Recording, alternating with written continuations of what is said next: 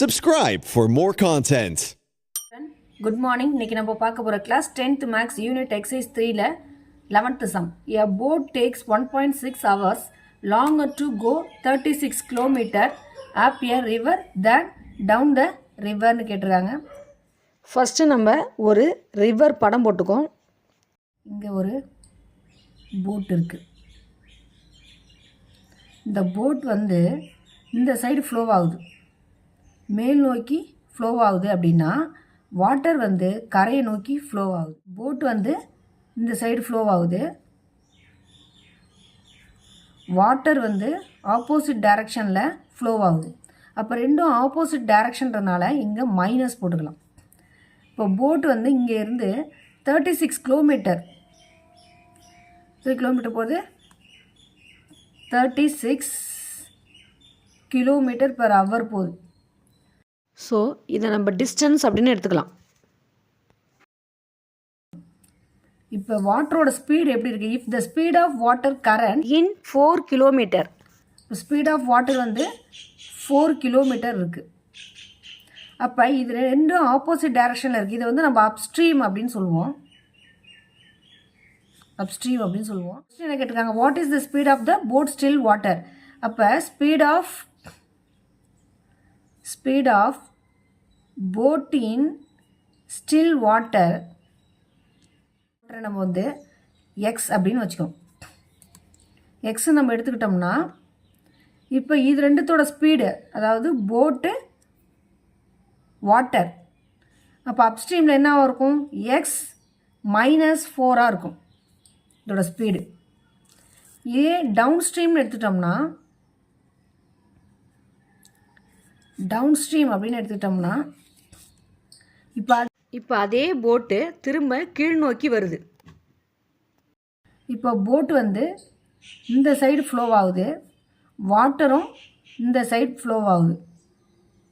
இதுக்கும் அதே 36 கிலோமீட்டர் தான் டிஸ்டன்ஸ். இது ரெண்டும் ஒரே டைரக்ஷன்றனால இங்கே ப்ளஸ் வரும்.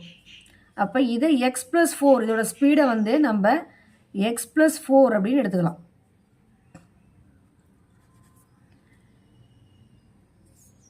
அதேமாதிரி வாட்டர் அதே தான் 4 கிலோமீட்டர் தான் வரும் இதுக்கும். கொஸ்டின் பாருங்கள், what is the speed of the boat in still வாட்டர்னு கேட்டிருக்காங்க. ஸோ அதுக்கு ஒரு நம்ம ஃபார்முலா யூஸ் பண்ண போகிறோம். அதாவது speed equal to distance by time. ஆனால் நமக்கு டைம் தேவை. So time equal to distance divided ஸ்பீடுன்னு சேஞ்ச் பண்ணிக்கிறோம். நம்மளுக்கு டைம் வேணும்னா டிஸ்டன்ஸ் டிவைடட் ஸ்பீடு. ஸோ அப்போ இந்த அப்ஸ்ட்ரீமுக்கும் டவுன் ஸ்ட்ரீமுக்கும் நம்ம டிஃப்ரென்ஸ் ஃபைண்ட் பண்ணணும். ஸோ அப்போ difference in time between upstream and down stream equal to 1.6 hours எடுத்துக்கலாம். அப்போ இதை T1 -T2 எழுதலாமா? 1.6 16 டிவைடட் டெசிமல் எடுத்துறேன் நான். 16 டிவைடட் 10 எழுதிக்கிறேன். அப்போ T1ன்றது என்னது? T1 அப்படின்றது time taken for upstream. T1 அப்படின்றது time taken for upstream equal to என்ன வரும்? 36 divided upstream என்ன ஃபைண்ட் பண்ணியிருக்கோம்? x-4. இப்போ 36 ஒரு டிஸ்டன்ஸ்னா 36 x-4 hours. next T2 time taken for downstream equal to என்ன வரும்? 36 divided x+4 hours. இப்போ இதை T1 எடுத்துக்கிறோம், இதை T2ன்னு எடுத்துக்கிறோம். ரெண்டு வேல்யூவும் T1 - T2 = 16 டிவைடட் 10ல் சப்ஸ்டியூட் பண்ணுறோம். இப்போ ரெண்டுத்தையும் கிராஸ் மல்டிப்ளிகேஷன் பண்ணுறோம்.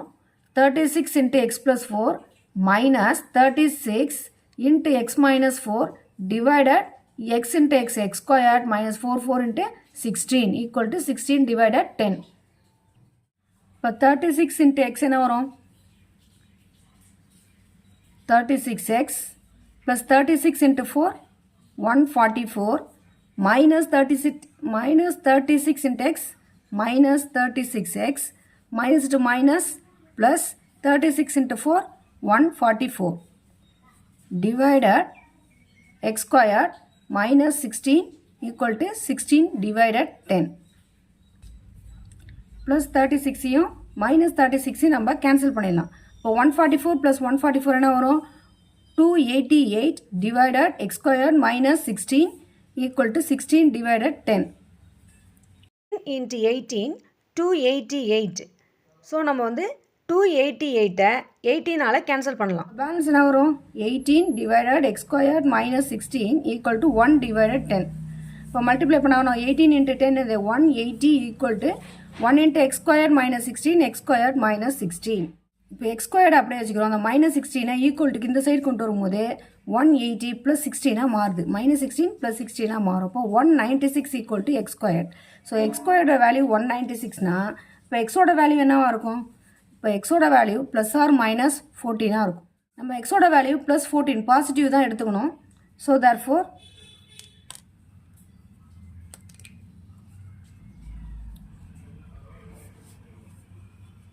Speed of boat in still water கேட்டிருக்காங்க. நம்ம ஃபைன் பண்ண சொல்கிறது speed of boat in still water equal to 14 km/h. That's all. நம்ம ஃபைன் பண்ணியாச்சு. That's all.